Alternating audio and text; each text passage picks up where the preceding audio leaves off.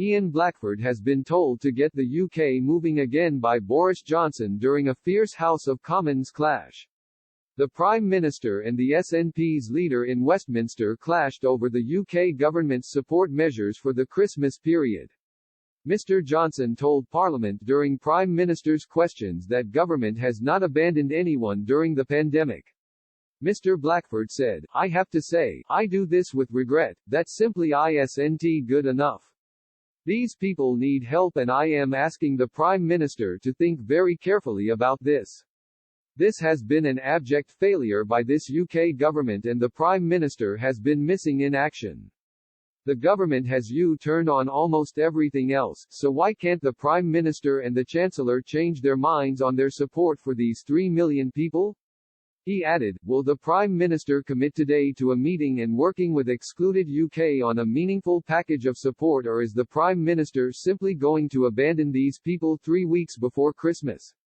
Mr. Johnson replied, "We have abandoned nobody. In addition to the support I have already mentioned, we have announced nearly £400 million to support vulnerable children and their families through the winter. We have increased universal credit as I just mentioned, we have increased local housing allowance, provided billions more to local authorities to help those who are hard to reach.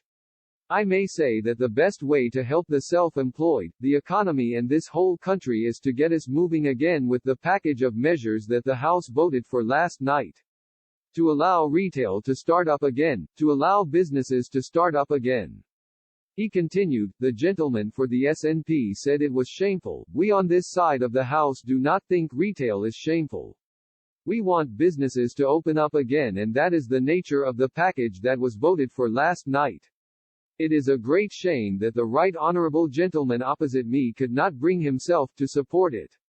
Mr. Johnson also outlined the UK government's massive investment in mental health support during the COVID crisis. The Prime Minister said, "I obviously sympathise very much with those who have taken their lives and their families, and this has been a very tough time for the country. We're investing massively in mental health support across the country. Ash knows which flows through in Barnett consequentials obviously to Scotland. We've put in a huge package of support and he knows this, but I must repeat this for self-employed people across the country, and I know there are hard-to-reach people, but they are also supported with the increases in universal credit and the many other means of support that are currently on offer.